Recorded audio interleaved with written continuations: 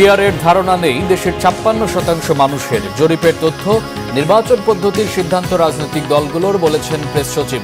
রাতে new York যাচ্ছেন প্রধান উপদেষ্টা। দুর্নীতি দুর্বিষহ করে তুলেছে সাধারণ মানুষের জীবন, ফুলে ফেঁপে উঠছে একটি গোষ্ঠী, বলেছেন ডক্টর মঈন খান। অর্থনীতি রক্ষায় সবাই মিলে কাজ করার আহ্বান আমির খসরু। চূড়ান্ত নিষিদ্ধ করে আওয়ামী লীগের বিচার দাবি নাহিদের। অবৈধ সংগঠনের মিছিল থেকে গ্রেফতার করলেই পুরস্কারের তথ্যে ভিন্নমত পুলিশের। বাংলাদেশ ব্যাংকের রিজার্ভ চুরির $8 কোটি আদালতের আদেশে ফিলিপাইনের ব্যাংক থেকে বাজেয়াপ্ত। চট্টগ্রামে সাইফুজ্জামানের অর্থ পাচারের 23 বস্তা নথি জব্দ। বিসিবি নির্বাচনে সরকার ও বোর্ড সভাপতির প্রভাব খাটানোর অভিযোগ তামিম ইকবালের। ভোটে ইঞ্জিনিয়ারিং হলে বিসিবি ঘেরাওয়ের হুঁশিয়ারি ইশরাক হোসেন। দেখছিলেন ক্রাউন সিমেন্ট সংবাদ শিরোনাম, এবার বিস্তারিত। পিআর পদ্ধতি সম্পর্কে ধারণা নেই দেশের ৫৬% মানুষের, বলছেন গবেষণা সংস্থা ইনোভেশনের জরিপ। এই জরিপে ৬৯.৯% বিশ্বাস অন্তর্বর্তী সরকার একটি নিরপেক্ষ নির্বাচন দিতে সক্ষম। জরিপের ফলাফল প্রকাশ অনুষ্ঠানে প্রধান উপদেষ্টার প্রেস সচিব শফিকুল আলম জানান, নির্বাচন পিআর না বিদ্যমান পদ্ধতিতে হবে এই সিদ্ধান্ত সরকার নয়, রাজনৈতিক দলগুলোই নেবে। দেশের ৯৫% মানুষ ভোট দিতে চায়। জরিপের এমন তথ্যকে ভালো ইঙ্গিত বলেও মনে করেন তিনি। রিপোর্ট সৈয়দ আব্দুল মুহিতের। পিআর পদ্ধতি নিয়ে রাজনৈতিক দলগুলোর বিভেদ এখন আলোচনার টেবিল থেকে রাজনীতির মাঠে। পিআরের দাবিতে রাজধানী সহ সারা দেশে কর্মসূচি পালন করেছে জামাতে ইসলামী সহ আরো বেশ কয়েকটি ইসলামী দল। এমন বাস্তবতায় গবেষণা সংস্থা ইনোভেশনের জরিপে উঠে এসেছে, আগামী নির্বাচনে পিআর সিস্টেম নিয়ে জানেই না ৫৬% মানুষ। পিআর চায় ২১.৮% এবং এ পদ্ধতিতে নির্বাচন চায় না ২২.২%। জরিপে অংশ নেয় ১০,৪১৩ জন, যাদের ৬৯.৯% মনে করেন অন্তর্বর্তী সরকার একটি নিরপেক্ষ নির্বাচন দিতে সক্ষম। মতামত যাই আসুক, সরকার বিষয়টি ছেড়ে দিয়েছে রাজনৈতিক দলগুলোর উপর। আমরা আপার হাউস বলি, লোয়ার হাউস বলি, পরের ব্যাপার, কিন্তু এটা সম্পর্কে সচেতনতা তৈরি করতে হবে। Because 60% people are not at all, মানে they don't know even what is PR. Knowledge based যে রাজনীতি, সেই রাজনীতি থেকে আমাদের মনোযোগটুকু রাজপথে শুধু সরিয়ে নেওয়ার এক ধরনের ষড়যন্ত্র, তাছাড়া কিছু না বলে আমি মনে করি। কোন পথে যাবে এই পুরো বিষয়ে গভর্নমেন্ট কোনো নাই, এটা জনগণই ডিসাইড করবেন এবং পলিটিক্যাল পার্টিগুলোই তারা ডিসাইড করবেন কি হবে, আপার হাউস না কোন হাউস, এটা এর মধ্যে গভর্নমেন্টের মিনিমাম কোনো সংশ্লিষ্টতা নাই। প্রেস সচিব বলেন, গেল ১৪ মাসে ৮০% মানুষের সমর্থন অন্তর্বর্তী সরকারের জন্য সন্তোষজনক। যত দ্রুত সম্ভব গণতান্ত্রিক উত্তরণে যেতে সরকার প্রস্তুত। ভোট দিতে চাওয়াটা খুবই একটা ইনক্লুসিভ একটা রেজাল্ট দিচ্ছে। সবাই মানে এটা ধরে নিয়েছে যে উইদাউট পতিত স্বৈরাচারও ইলেকশনটা ভালো হবে। 95% ভোট দিতে চাচ্ছে। তাদের যদি সেরকম বড় একটা সাপোর্ট থাকতো, তাহলে তো একটা বড় অংশ বলতো যে না, আমরা ভোটই দিব না, ভোটটা একটা রিগড হবে, ঠিক না? ইটস এ বিগ, এটা তো একটা রিফ্লেকশন। তাহলে বোঝা যাচ্ছে যে পুরো বাংলাদেশের বেশিরভাগ মানুষই জানে কি ধরনের হত্যাকাণ্ড তারা করেছে। তবে ধর্মীয় সংখ্যালঘু সম্প্রদায়গুলো নির্বাচন আয়োজনের সক্ষমতার বিষয়ে তুলনামূলক কম ইতিবাচক মনোভাব পোষণ করে বলে উঠে এসেছে এ জরিপে। সৈয়দ আব্দুল মুহিত, বাংলা ভিশন, ঢাকা। জাতিসংঘ সাধারণ পরিষদের ৮০তম অধিবেশনে যোগ দিতে আজ রাতে যুক্তরাষ্ট্রের নিউ ইয়র্কের উদ্দেশ্যে ঢাকা ছাড়বেন প্রধান উপদেষ্টা ডক্টর মোহাম্মদ ইউনূস। সফরসূচি অনুযায়ী প্রধান উপদেষ্টা ২২ সেপ্টেম্বর নিউ ইয়র্কে পৌঁছাবেন ও ২৬ সেপ্টেম্বর সাধারণ পরিষদের অধিবেশনে ভাষণ দেবেন। প্রধান উপদেষ্টার ২ অক্টোবর দেশে ফেরার কথা রয়েছে। প্রধান উপদেষ্টা বিগত ১ বছরে দেশে সংগঠিত সংস্কার ও আসন্ন জাতীয় নির্বাচনের মাধ্যমে একটি সত্যিকারের গণতান্ত্রিক রাষ্ট্র ব্যবস্থা প্রতিষ্ঠার অঙ্গীকার বিশ্ব নেতাদের সামনে তুলে ধরবেন। এছাড়া ৩০ সেপ্টেম্বর জাতিসংঘ সাধারণ পরিষদের সভাপতির সভাপতিত্বে high level conference on the situation of Rohingya Muslim and other minorities in Myanmar শীর্ষক এক উচ্চ পর্যায়ের সভায় অংশ নেবেন। সফরে প্রধান উপদেষ্টার সঙ্গে ৪ জন রাজনৈতিক নেতা থাকছেন। তারা হলেন বিএনপির মহাসচিব মির্জা ফখরুল ইসলাম আলমগীর, জামাত ইসলামীর নায়েবে আমির সৈয়দ আবদুল্লাহ মোহাম্মদ তাহের, জাতীয় নাগরিক পার্টি এনসিপির সদস্য সচিব আক্তার হোসেন ও বিএনপির ভারপ্রাপ্ত চেয়ারম্যান তারেক রহমানের পররাষ্ট্র বিষয়ক উপদেষ্টা হুমায়ুন কবির। সমাজ থেকে দুর্নীতি নির্মূল করা না গেলে কোনো সংস্কারই কাজে আসবে না বলে মনে করছেন বিএনপির স্থায়ী কমিটির সদস্য ডক্টর আব্দুল মঈন খান। জাতীয় প্রেস ক্লাবে এক আলোচনা সভায় তিনি বলেন, দেশের ধনিক শ্রেণীর দুর্নীতির মাধ্যমে সবচেয়ে বেশি লাভবান হচ্ছে। দুর্নীতি সাধারণ মানুষের জীবনকে দুর্বিষহ করে তুলছে, আর একটি নির্দিষ্ট গোষ্ঠী ফুলে ফেপে উঠছে। ডক্টর আব্দুল মঈন খান বলেন, বিগত সরকার যে পরিমাণ লুটপাট করেছে তা দিয়ে ১০০টি পদ্মা সেতু নির্মাণ করা যেত। মঈন খান বাংলাদেশের উন্নয়নের জন্য প্রয়োজন একটি সুস্থ রাজনৈতিক পরিবেশ এবং জবাবদিহিমূলক শাসন ব্যবস্থা মনে করেন তিনি। জনগণের অংশগ্রহণ ছাড়া কোনো উন্নয়নই টেকসই হতে পারে না বলে মন্তব্য করেন তিনি। বলেন, জিয়াউর রহমান একজন সৎ ও আদর্শবান নেতা ছিলেন। তার বিরুদ্ধে দুর্নীতি বা অসততার অভিযোগ আওয়ামী লীগও কোনোদিন আনতে পারেনি। এদিকে বিএনপির স্থায়ী কমিটির সদস্য আমির খসরু মাহমুদ চৌধুরী বলেছেন, আগামীতে যারা বিনিয়োগ করতে চায় তারা নির্বাচনের অপেক্ষায় আছে। রবিবার সন্ধ্যায় ব্যবসায়ী নেতাদের সাথে বিএনপি মহাসচিব মির্জা ফখরুল ইসলাম আলমগীরের বৈঠক শেষে এই তথ্য জানান তিনি। আমির খসরু বলেন, অর্থনীতিকে রক্ষায় সবাই মিলে কাজ করতে হবে। ভবিষ্যৎ অর্থনীতি বিনিয়োগের সম্ভাবনা রক্ষা করতে হবে উল্লেখ করে তিনি বলেন, এলডিসিতে উত্তোলন স্থগিত করা প্রয়োজন। এ সময় বিজিএমের সভাপতি মাহমুদ হাসান খান বাবু বলেন, এলডিসি উত্তোলন স্থগিত নয়, বরং প্রয়োজন পেছানো। এই মুহূর্তে এলডিসি উত্তোলনের জন্য প্রস্তুত নয় বাংলাদেশ। বৈঠকে 11 জন শীর্ষ ব্যবসায়ী নেতা অংশ নেন। বাংলাদেশে যারা ব্যবসায়ীটা আছে, বিদেশি বিনিয়োগকারীরা আছে, আগামীতে যারা বিনিয়োগ করতে চাচ্ছে, সকলের একটাই কথা যে সকলে নির্বাচনের অপেক্ষায় আছে। একেবারে পরিষ্কার ভাষায় বলছে, তাদের সমস্ত সিদ্ধান্ত স্থগিত রেখেছে নির্বাচন না হওয়া পর্যন্ত, এবং নির্বাচনের পরবর্তী সময়ে তাদের যে বিনিয়োগের বিষয়টা বাংলাদেশের ব্যবসায়ী এবং বিদেশিরা সকলে অপেক্ষা করছে একটা নির্বাচনের পরে তারা সিদ্ধান্ত নিয়ে বাংলাদেশে বিনিয়োগ করতে অনেকের উৎসাহ আছে, কিন্তু সবাই অপেক্ষা করতে নির্বাচনের জন্য। এলডিসি গ্র্যাজুয়েশন আমরা পোস্টপোন করতে চাই না, আমরা ডেফারমেন্ট চাই। সেটাও বলেছি নির্দিষ্ট মাত্র 3 বছরের জন্য, এবং 3 বছর ডেফারমেন্ট এই জন্য লাগবে, আমরা এখনো প্রস্তুত না। সাবেক তত্ত্বাবধায়ক সরকার উপদেষ্টা ডক্টর হোসেন জিল্লুর রহমান বলেছেন, জাতীয় ঐক্যমত্য নিয়ে কাজ চললেও এটি কোথায় গিয়ে শেষ হবে তা কেউ জানে না। বলেন, দেশের অর্থনীতিকে আমরা কোথায় নিয়ে যেতে চাই সে বিষয়ে ঐক্য করা দরকার। ব্যবসায়ী ও পেশাজীবীদের 3-4 মাসের একটি কর্মপরিকল্পনা নিয়ে এগিয়ে এসে সেটি করার পরামর্শ দেন ডক্টর হোসেন জিল্লুর রহমান। রাজধানীর তেজগাঁওয়ে automobiles and agro machinery fair 2025-এর সমাপনী অনুষ্ঠানে যোগ দিয়ে তিনি এসব কথা বলেন। এ সময় বাণিজ্য উপদেষ্টা শেখ বশির উদ্দিন বলেন, নিজস্ব সক্ষমতার উপর ভিত্তি করে বাংলাদেশের শিল্প প্রতিষ্ঠানের মালিকদের এগিয়ে যেতে হবে। যে কোনো প্রতিবন্ধকতা মোকাবেলায় সমন্বিত উদ্যোগের পরামর্শ দেন বাণিজ্য উপদেষ্টা।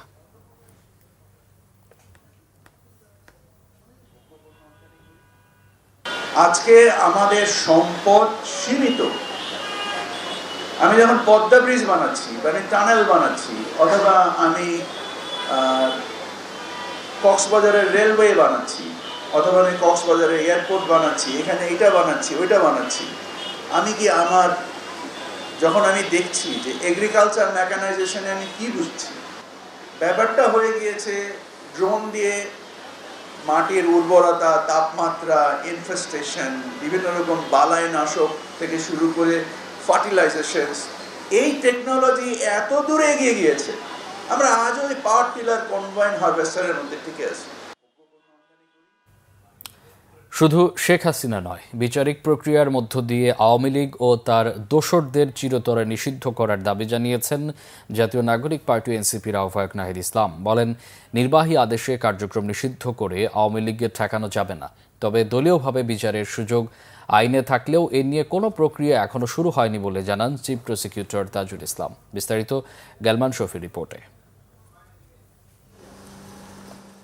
জুলাই আগস্টের মানবতা বিরোধী মামলার অন্যতম সাক্ষী এনসিপির আহ্বায়ক নাহিদ ইসলাম রবিবার ট্রাইব্যুনাল একে সাক্ষ্য দেন। পরে ব্রিফিংয়ে নাহিদ ইসলাম বলেন, জুলাই আগস্ট অভ্যুত্থানে সংঘটিত মানবতা বিরোধী অপরাধের মামলায় দল হিসেবে আওয়ামী লীগের বিচার দাবি করেন। আওয়ামী লীগকে অবশ্যই দলগতভাবে বিচারের আওতায় আনতে হবে, বিচারের মধ্য দিয়েই আওয়ামী লীগের ফয়সালা করতে হবে। এটা আমরা বারবারই বলেছি। আওয়ামী লীগের এখন যে রাজনৈতিক কার্যক্রম অস্থায়ীভাবে নিষিদ্ধ করা হয়েছে, এটা কোনো স্থায়ী সমাধান না। আওয়ামী লীগকে বিচারের আওতায় এনেই তাকে যদি আমরা নিষিদ্ধ করতে পারি, এবং শুধু আওয়ামী লীগ নয়, আওয়ামী লীগের সাথে যারা ফ্যাসিবাদের দোসর ছিল তাদের সবাইকে আসলে বিচারের আওতায় এনে এর রাজনৈতিক এবং আইনগতভাবে এর সমাধান করতে হবে। আইনে দলীয়ভাবে আওয়ামী লীগের বিচারের সুযোগ ট্রাইব্যুনালে রয়েছে বলে জানান চিফ প্রসিকিউটর। যে সমস্ত সাক্ষ্য প্রমাণ আদালতে উপস্থাপিত হয়েছে, ব্যক্তির বিরুদ্ধে যে সমস্ত সাক্ষ্য প্রমাণ আসছে, সেই সব সাক্ষ্য প্রমাণের মধ্যেও দল হিসাবে সেই সময়ের ক্ষমতাসীন যে দল ছিল আওয়ামী লীগ, তার সহযোগী সংগঠন হিসাবে যুবলীগ, ছাত্রলীগ, স্বেচ্ছাসেবক লীগ, 14 দল, তাদের সম্পৃক্ততার অকাট্য প্রমাণ কিন্তু আদালতে আসছে। সুতরাং এই সিদ্ধান্ত নেবার সুযোগ আছে, আমরা এখনো সিদ্ধান্ত নেই। এদিকে রংপুরে আবু সাইদ হত্যা মামলায় ট্রাইব্যুনাল 2-এ সাক্ষ্য দেন শিক্ষার্থী সিয়াম আহসান আয়ান। ঘটনার সাথে জড়িতদের দৃষ্টান্তমূলক শাস্তি দাবি করেন তিনি। আওয়ামী লীগের প্রত্যেকজন নেতাকর্মী, এমপি, মন্ত্রী সকলের সুষ্ঠু বিচার এবং শুধু আবু সাইদ হত্যা না, প্রত্যেকটা জুলাই বিপ্লবের শহীদের হত্যার বিচার এবং সুষ্ঠু ফাঁসি আমি চাই। এর আগে সকালে এ মামলায় গ্রেফতার 6 জনকে এবং শেখ হাসিনার মামলার রাজসাক্ষী ও গ্রেফতার হওয়া একমাত্র আসামি চৌধুরী আব্দুল্লাহ আল মামুনকে ট্রাইব্যুনালে হাজির করা হয়। গালমান শফি, বাংলা ভিশন, ঢাকা। কার্যক্রম নিষিদ্ধ আওয়ামী লীগ ও অঙ্গ সংগঠনের মিছিল থেকে কাউকে গ্রেফতার করলেই অর্থ পুরস্কার। সামাজিক যোগাযোগ মাধ্যমে আসা এমন তথ্যের বিষয়ে ডিসি মিডিয়া তালিবুর রহমান জানান, গুরুতর আসামি গ্রেফতার করলেই ডিএমপির বিধিতে অর্থ পুরস্কারের ঘোষণা আছে, তাই ভালো কাজকে সবসময় উৎসাহিত করে পুলিশ। এছাড়া মোহাম্মদপুর থেকে পুলিশের 3 ঊর্ধ্বতন কর্মকর্তার কাজে সন্তুষ্ট না হওয়ায় তাদের ডিএমপি সদর দপ্তরে সংযুক্ত করার কথাও জানান তিনি। বিস্তারিত জানাচ্ছেন জিয়া খান। শনিবার রাতে রাজধানীর বিভিন্ন জায়গায় অভিযান চালিয়ে কার্যক্রম নিষিদ্ধ আওয়ামী লীগ ও এর অঙ্গ সংগঠনের 8 নেতাকর্মীকে গ্রেফতার করেছে মহানগর গোয়েন্দা পুলিশ। রবিবার সংবাদ সম্মেলনে ডিএমপি ডিসি মিডিয়া জানান, গ্রেফতারকৃতরা ঝটিকা মিছিল, বিভিন্ন স্থান হতে লোক সরবরাহ ও অর্থ সহায়তা করত। কাজে উৎসাহিত করার জন্য বিভিন্নভাবে তাদেরকে পুরস্কৃত করার বিধান রয়েছে। এখানে উল্লেখ বিশেষভাবে কোনো একটা কাজের জন্য ওরকম আপনি যে কথাটা বললেন যে ওয়ার্ল্ডের বার্তা, বিষয়টা আমার জানা নেই, তবে যে কোনো সময় যে কাউকে ভালো কাজের জন্য উৎসাহিত করার যে বিধান সেটা আমাদের রয়েছে এবং এটা আইনের ভেতরেই নিয়মের মধ্যে থেকে আমরা করে থাকি। এদিকে শুক্রবার মোহাম্মদপুর জোন থেকে কাজে সন্তুষ্ট না হওয়ায় ঊর্ধ্বতন 3 কর্মকর্তাকে বদলির কারণ জানান তিনি। শুক্রবার দিন একইভাবে মোহাম্মদপুর থানায় আমাদের ঢাকা মেট্রোপলিটন পুলিশের অতিরিক্ত police commissioner crime and operations staff যান এবং সেখানে গিয়ে ফোর্স এবং অফিসারদের প্রয়োজনীয় দিক নির্দেশনা দেন এবং এক পর্যায়ে আমাদের কিছু পুলিশ সদস্য তাদের কাজকর্মে অসন্তোষ প্রকাশ করেন। পরবর্তীতে বিকেলবেলা মোহাম্মদপুর জোনাল এসসি এবং মোহাম্মদপুর থানার ইন্সপেক্টর অপারেশনস এবং ওই সময়ের ডিউটি অফিসার, এই 3 জনকে ডিএমপি সদর দপ্তরে সংযুক্ত করা হয়। এছাড়া জেনেভা ক্যাম্প থেকে মাদক উদ্ধার ও 40 জন মাদক কারবারিকে গ্রেফতার এবং উত্তরা বিলকিস হত্যায় জড়িত তার স্বামী বাবুল সহ এক আসামিকে গ্রেফতার করা হয়েছে। জিয়া খান, বাংলা ভিশন, ঢাকা। বাংলাদেশ ব্যাংক থেকে চুরি হওয়া রিজার্ভের মধ্যে ফিলিপাইনের আরসিবিসি ব্যাংকে থাকা 8 কোটি 10 লাখ ডলার বাজেয়াপ্ত করা হয়েছে। প্রায় 9 বছর পর বাংলাদেশ ব্যাংকের সাইবার জালিয়াতির ঘটনায় আদালতের এই রায় বাস্তবায়নকে বড় সাফল্য হিসেবে দেখছে অপরাধ তদন্ত বিভাগ সিআইডি। প্রতিষ্ঠানটির কর্মকর্তারা জানান, চুরি হওয়া রিজার্ভের পুরো অর্থই ফেরত আনা সম্ভব। বিস্তারিত ফজলে রাব্বির প্রতিবেদনে।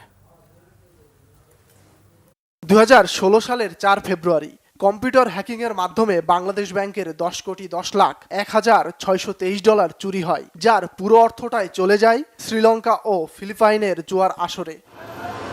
এই ঘটনার পর নড়ে চড়ে বসে বাংলাদেশ কেন্দ্রীয় ব্যাংক। চুরি হওয়া 2 কোটি ডলার শ্রীলঙ্কা থেকে ফেরত আনতে পারলেও ফিলিপাইনে থাকা অর্থ রয়ে যায় অধরায়। তবে দীর্ঘ 9 বছর পর অবশেষে রিজার্ভ চুরির ওই অর্থ আদালতের নির্দেশে বাজেয়াপ্ত করা হয়েছে দেশটিতে। বিকালে মালিবাগে সিআইডির প্রধান কার্যালয়ে এই তথ্য জানান অপরাধ তদন্ত বিভাগ। এই $81 মিলিয়ন যেটা লন্ডার্ড হয়েছিল বাংলাদেশ ব্যাংকের রিজার্ভ থেকে, the Rizal commercial banking corporation RCBC Philippines এটাকে এখন কনফিসকেশনের অর্ডারটি এসেছে, যে প্রথমবারের মতো বাংলাদেশে এটি হলো।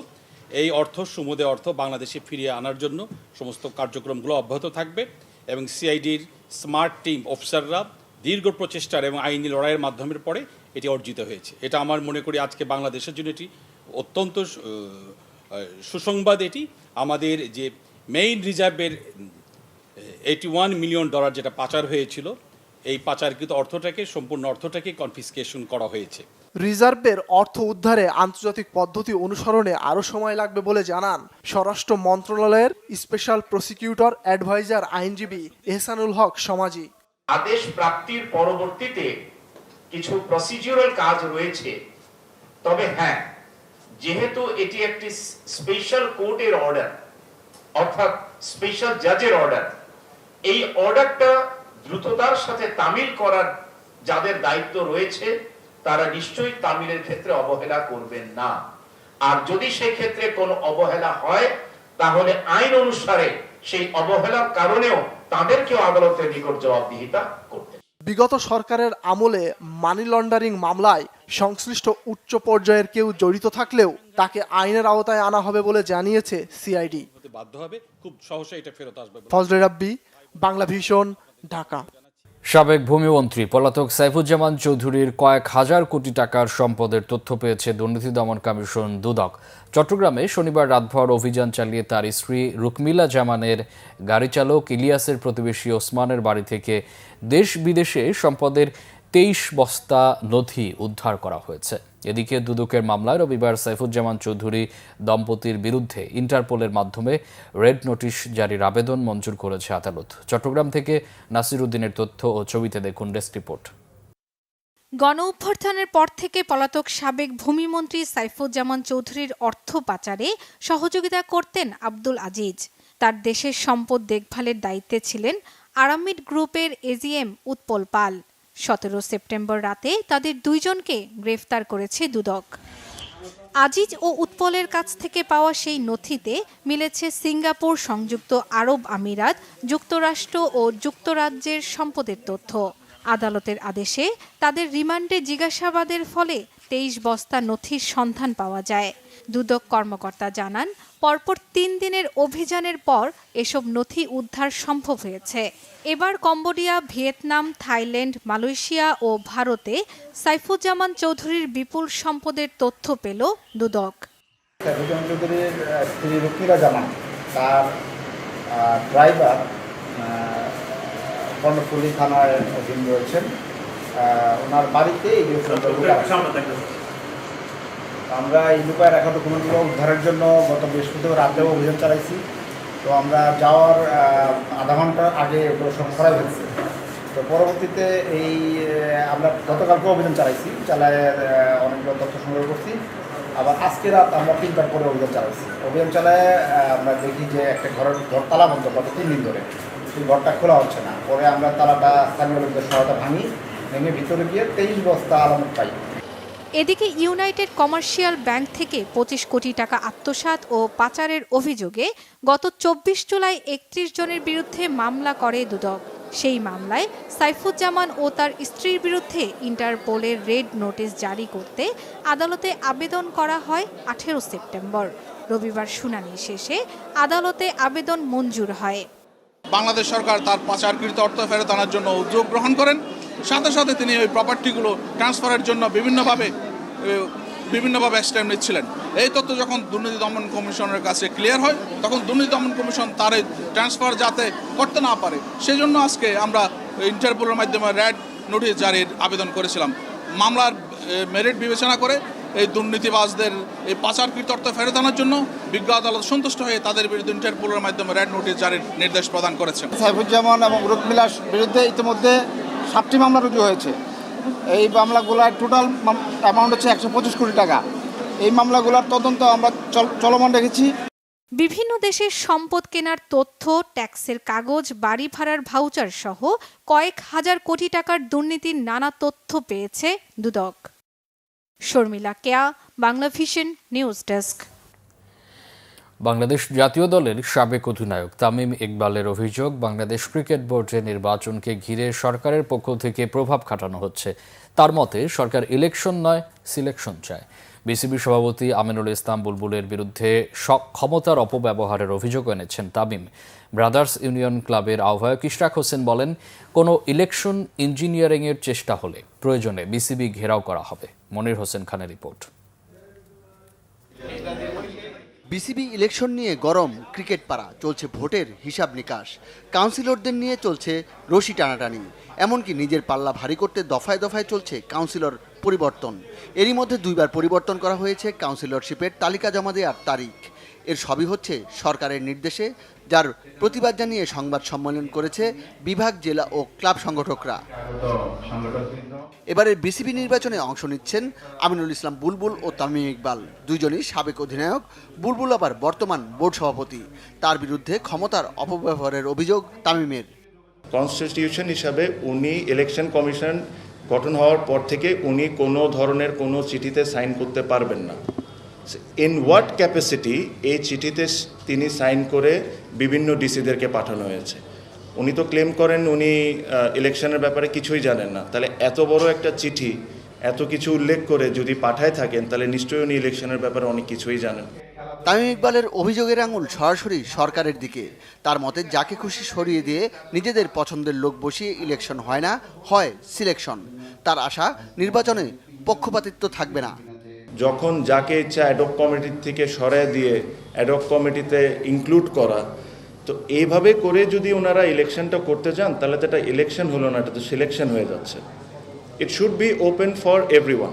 আমার প্রশ্নটা হলো যে এই গভর্নমেন্টের পক্ষপাতী হওয়ার দরকারটা কি? এখানে আমি আসি, আরেকজন আসুক বা আরেকজন আসুক, সবাই তো ওনাদেরই লোক। এখানে যেই আসুক তাদেরকে ওপেন আর্মে ওয়েলকাম করা উচিত। ওনাদের কেন পক্ষ থাকবে? স্পোর্টস অ্যাডভাইজারের বা কেন পক্ষ থাকবে? এটা ভেরি এভিডেন্ট। আমাদের বিসিবি প্রেসিডেন্টই বলেছেন যদি স্পোর্টস অ্যাডভাইজার চান তাহলেই উনি ইলেকশন করবেন। ক্লাব সংগঠকদের প্রতিনিধি ইশরাক হোসেন দাবি করেন, সরকার যেভাবে বিসিবি নির্বাচনে হস্তক্ষেপ করেছে সেটা গঠনতন্ত্র বিরোধী। বিসিবি নির্বাচন নিয়ে কোনো ষড়যন্ত্র হলে কঠোর কর্মসূচি নেওয়ার হুঁশিয়ারি দিয়েছেন তিনি। বর্তমান সরকার একটি অস্থায়ী অন্তর্বর্তীকালীন সরকার। তারা রাজনৈতিকভাবে নিজেদেরকে বিভিন্নভাবে জড়িয়ে তারা এখানে রাজনৈতিক ফায়দা লোটার চেষ্টা করছে। এটা নিয়ে যদি আর বেশি বাড়াবাড়ি করা হয়, প্রয়োজনে বিসিবি ঘেরাও দেওয়া হবে, কিন্তু কোনোভাবে ইলেকশন ইঞ্জিনিয়ারিং করে বিসিবি দখল করবে যাতে ভবিষ্যতে একটা পার্টির লোকজন সেখানে তারা কর্তৃত্ব করতে পারে, আর আমরা সেটা বসে দেখব, সেটা কোনোভাবেই সম্ভব হবে না। এটা আমরা কোনোভাবেই হতে দিব না। এটা আমাদের স্পষ্ট বার্তা। সংগঠকদের আশঙ্কা নির্বাচন বানচাল করে ভিন্ন পথে ক্ষমতায় থাকতেই কাউন্সিলরশিপ নিয়ে নয়ছয় করছে সরকার। আমরা সেই বিসিবি চাই যেখানে যারা genuine sports enthusiast, genuine sportsman, যারা ক্রীড়ামোদী, ক্রীড়াকে ভালোবাসে, তারা যেন বিসিবিতে ইনভলভ হয়। এখানে যেন কোনো ম্যানুফ্যাকচার্ড ইলেকশন না হয়। ওনারা যদি একটা বিসিবি ইলেকশন নিয়ে এই ধরনের প্রবণতা দেখান, তাহলে জাতীয় নির্বাচনে ওনারা কি করবেন? সংবাদ সম্মেলন থেকে জানানো হয়, কাউন্সিলরশিপ নিয়ে জাতীয় ক্রীড়া পরিষদের ষড়যন্ত্রের মোকাবেলায় এরই মধ্যে আইনি লড়াইয়ের পদক্ষেপ নিয়েছেন তারা। মনির হোসেন খান, বাংলা ভিশন, ঢাকা। দুর্গাপূজার সামনে রেখে বুধবার থেকে আইনশৃঙ্খলা বাহিনীর সদস্যদের পুরোপুরি মোতায়েন করা হবে বলে জানিয়েছেন স্বরাষ্ট্র উপদেষ্টা অবসরপ্রাপ্ত লেফটেন্যান্ট জেনারেল জাহাঙ্গীর আলম চৌধুরী। সচিবালয়ে আইনশৃঙ্খলা সংক্রান্ত উপদেষ্টা পরিষদ কমিটির সভা শেষে তিনি তথ্য জানান। স্বরাষ্ট্র উপদেষ্টা জানান, পূজার কার্যক্রমের শুরু থেকেই নিরাপত্তা কর্মী নিয়োজিত রয়েছে। বলেন, ধর্মীয় অনুষ্ঠান হিসেবে পূজার মর্যাদাও রক্ষা করতে হবে। উৎসবমুখর পরিবেশেই দেশের হিন্দু ধর্মাবলম্বীরা পূজা উদযাপন করতে পারবেন বলেও জানান তিনি। এ সময় সাংবাদিকদের প্রশ্নের জবাবে বলেন, জাতীয় নির্বাচন শান্তিপূর্ণভাবেই হবে। ইউনিয়ন থেকে সব পর্যায়ে নিরাপত্তা ও পরিবেশ নিশ্চিত করবে সরকার। স্বরাষ্ট্র উপদেষ্টা বলেন, রোহিঙ্গা শরণার্থী ক্যাম্পগুলোকে ঘিরে মাদকের প্রভাব বাড়ছে। পাশাপাশি বিভিন্ন কৃষিপণ্য পাচার হচ্ছে। দেশ থেকে যায় ভালো পণ্য, আসে মাদক। তবে মাদক সমূলে বিনষ্ট করার চেষ্টা চলছে। শ্রমিকদের পাওনা ও ব্যাংকে বকেয়া থাকা 250 কোটি টাকা পরিশোধে নাসা গ্রুপের চেয়ারম্যান সম্পত্তি বিক্রির অনুমতি দিয়েছেন বলেও জানিয়েছেন স্বরাষ্ট্র উপদেষ্টা। শুভ মহালয়ায় ভোরে চণ্ডী পাঠের মধ্য দিয়ে দিনক্ষণ গণনা শুরু হয়েছে সনাতন ধর্মাবলম্বীদের সবথেকে বড় উৎসব দুর্গাপূজার।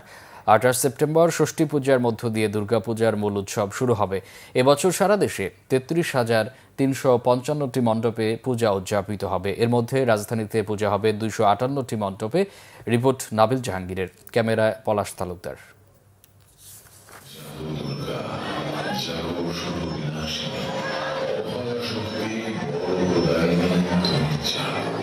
বাঙালি সনাতন ধর্মাবলম্বীদের সবচেয়ে বড় ধর্মীয় উৎসব শারদীয় দুর্গোৎসব।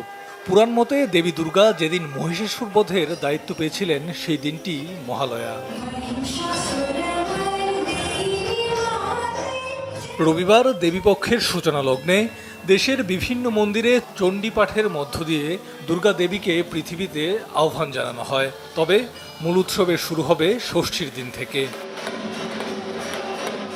ছোটবেলা থেকে বরাবরই আমরা টিভি স্ক্রিনে মহালয়াটা দেখে আসছি। এরকমভাবে লাইভ প্রোগ্রামে আসলে আমার কখনো আসা হয় নাই, এবারই প্রথম। তো এসে সবাইকে দেখতে অনেক লোক এসছে, খুব ভালো লাগছে।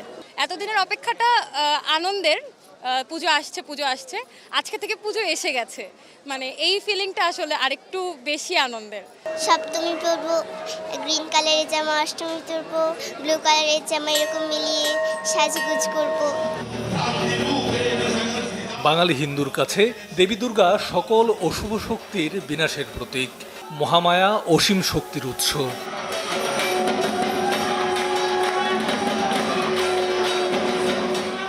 যাতে সুষ্ঠুভাবে আমরা সবাই মিলে পূজাটা উদযাপন করতে পারি, এটাই প্রত্যাশা।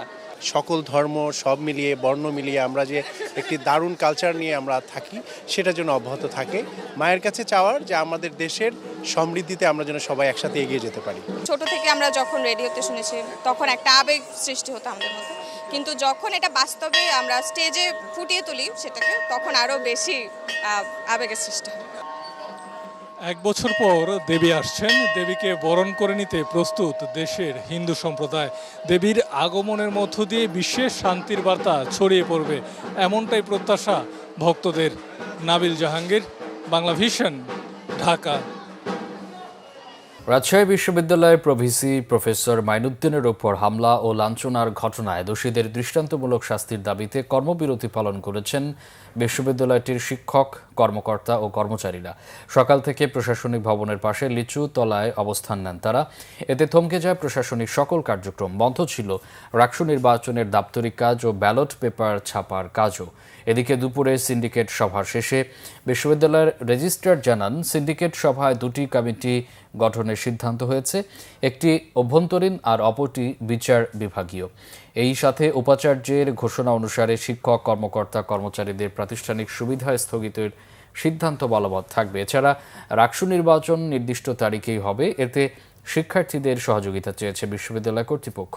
এর আগে শিক্ষার্থীদের আন্দোলনের মুখে পোষ্য কোটা বাতিলের সিদ্ধান্ত স্থগিত করে বিশ্ববিদ্যালয় প্রশাসন। রাত 1টায় বিশ্ববিদ্যালয়ের জনসংযোগ দপ্তর প্রশাসক অধ্যাপক আক্তার হোসেন মজুমদার স্বাক্ষরিত এক বিজ্ঞপ্তিতে এই তথ্য জানানো হয়। চট্টগ্রামের বিতর্কিত ব্যবসায়ী এস আলমের মতো মাত্র 1% পরিচালক গোটা ব্যাংকে ধ্বংসের জন্য যথেষ্ট বলে মন্তব্য করেছেন এবিবির সভাপতি ও সিটি ব্যাংকের এমডি মাসরুর আরেফিন। অন্য ব্যাংকাররাও বলেন, এস আলম গংদের টার্গেটই ছিল ইসলামী ধারার ব্যাংকগুলো ধ্বংস করে দেয়া। সকালে ঢাকা বিশ্ববিদ্যালয়ের সিনেট ভবনে ব্যাংক খাতের সংকট, সংস্কার ও নিয়ন্ত্রণ বিষয়ে আলোচনায় এসব কথা বলেন ব্যাংকাররা। বিজনেস স্টাডিজ ফ্যাকাল্টির ডিন ডক্টর মাহমুদ ওসমান ইমামের সভাপতিত্বে অনুষ্ঠানে পূবালী ব্যাংকের এমডি মোহাম্মদ আলী বলেন, জমানো টাকা ফেরত না পেয়ে চরম দুশ্চিন্তায় গ্রাহকরা। কয়েকটি ব্যাংক আমানতকারীর টাকা আগামী বছরের শুরু থেকে মাসে মাসে টাকা ফেরত দেবে, এমন আশ্বাসে আস্থা হারাচ্ছে অনেকে। সাইবার সিকিউরিটি হামলা ডিজিটাল ব্যাংকের পথে বড় হুমকি বলে মনে করেন তারা। 50% স্বতন্ত্র পরিচালক নিয়োগ দিয়েও ব্যাংকের অনিয়ম বন্ধ হওয়া নিয়ে শঙ্কায় ব্যাংকাররা। 18 lakh crore BDT total loan, which is 1.8 trillion, I believe, in BDT terms. Of that, 400,000 or so, 4 lakh crore or 4 trillion is official NPL. But you look at the distressed. Distressed is another 7 trillion in distress. So total 11 trillion out of 18 trillion. So meaning that is 65%. 1% is enough to actually, Mr. Salam himself, 1%. killed all those banks. So just one person is enough to actually put a poison pill into a big, bowl of milk or honey. Now 50% of the directors' food are bad. I think that incentivization is not there. Electronics ও home appliance শিল্পে সাফল্যের জন্য টানা তৃতীয়বারের মতো আন্তর্জাতিক super brands award পেল tech giant Walton. Electronics ও প্রযুক্তি পণ্যের বাজারে দীর্ঘ সময় ধরে আন্তর্জাতিক মানসম্পন্ন পণ্য ও সেবা প্রদানের মাধ্যমে গ্রাহকদের বিশ্বাস ও আস্থা অর্জনের মাধ্যমেই শীর্ষ অবস্থান বজায় থাকায় এই স্বীকৃতি পেল ওয়ালটন। রাজধানীর একটি 5 তারকা হোটেলে আয়োজিত সুপার ব্র্যান্ডস বাংলাদেশ 2025-26 গালা ইভেন্টে ওয়ালটনকে এই সম্মাননা দেওয়া হয়। সুপার ব্র্যান্ডসের ট্রফি ও সনদ গ্রহণ করেন ওয়ালটন হাইটেক ইন্ডাস্ট্রিজের managing director SM. Mahbubul Alam. এ সময় ওয়ালটনের ঊর্ধ্বতন কর্মকর্তারা উপস্থিত ছিলেন। লন্ডন ভিত্তিক বিশ্বখ্যাত বহুজাতিক প্রতিষ্ঠান সুপার ব্র্যান্ডস ওয়ার্ল্ড ওয়াইডের প্রতিনিধি সংস্থা সুপার ব্র্যান্ডস বাংলাদেশ 2025-26 সালের জন্য ইলেকট্রনিক্স ও হোম অ্যাপ্লায়েন্স ক্যাটাগরিতে ওয়ালটনকে এই স্বীকৃতি দিয়েছে। এর আগে শেষ দুইটি আয়োজনে 2020-21 এবং 2023-24 সালের জন্য সুপার ব্র্যান্ডস বাংলাদেশ স্বীকৃতি পেয়েছিল এই ওয়ালটন। সংবাদ শেষ করব ক্রাউন সিমেন্ট শিরোনামগুলো আরেকবার জানিয়ে।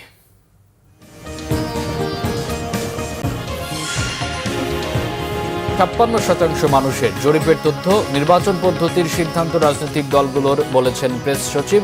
রাতে নিউ ইয়র্ক যাচ্ছেন প্রধান উপদেষ্টা।